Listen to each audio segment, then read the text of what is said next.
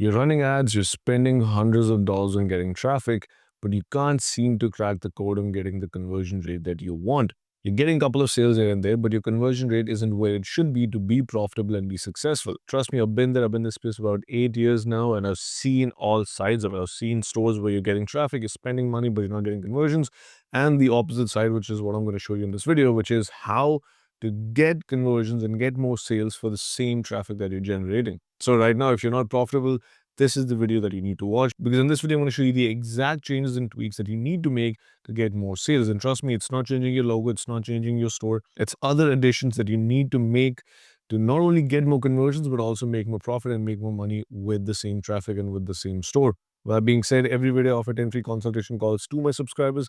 So it's just a way of me giving back to you guys, to being a part of this channel.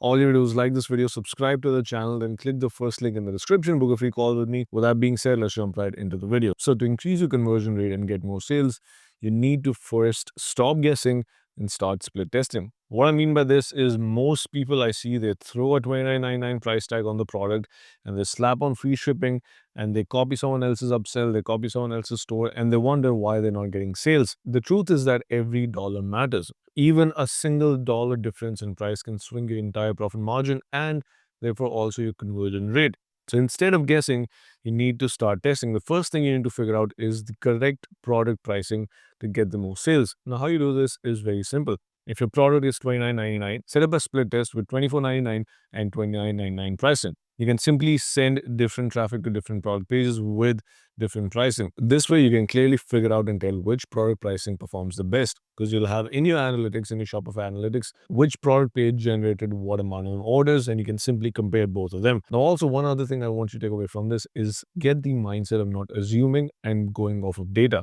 Like everything else, you want to see what works backed by data, not what you think will work. So the first thing I want you to do is test different product pricing. If your product is $30, test $24 and $29.99 and see which works the best and which gets you the most sales. The second step is to break down the price instead of front loading it. What I basically mean by this is, you don't want to jam all your profit into the product price and then offer free shipping. That sometimes will make people hesitate. What I mean by that is, you don't just want to charge people $49.99 for the product and then be the end of it. You want to split your margins into different sections. What I basically mean by this is, if your product price is $49.99 and you're charging $5 for your shipping, don't do that. Instead of charging extra for your shipping, what you simply want to do is take the shipping fee and add it to your product price, because people would rather pay more for a product as they're physically getting something in return than pay fee for shipping, because they feel like they're not getting anything for that money that they're paying. So what you want to do is simply add the shipping fee into your product price. However, there's another step to it. When they go to the shipping page, you want to show that the price of shipping was $4.99 or whatever it is. You want to add a slash next to it and then say free next to it. So this way, they actually feel like they're getting a free offer. The offer is, normally they had to pay $4.99 for shipping, but now for a limited time, they're getting it for free.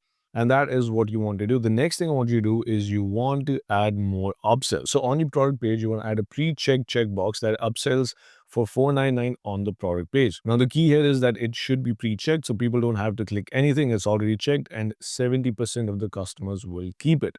Now, this upsell product should obviously be complementary to whatever you're selling, but this is an easy way to upsell and make an extra $5. Now, once you've done that, after someone checks out, you also want to show another upsell for around $20. And let's say even 10% of the customers buy that. That's an additional 10% conversion that you've got on top of people who have already bought the product. The beauty of the setup is that you end up with a higher average order value, which means profit margins have increased, and you have more conversions, because this is a system with no friction, and it makes it easy for people to have those upsells, as they don't have to think about buying additional products, and they feel like they're saving money because they're not directly paying for shipping. Now, the third step to increasing conversion rate is understand objections and provide social proof.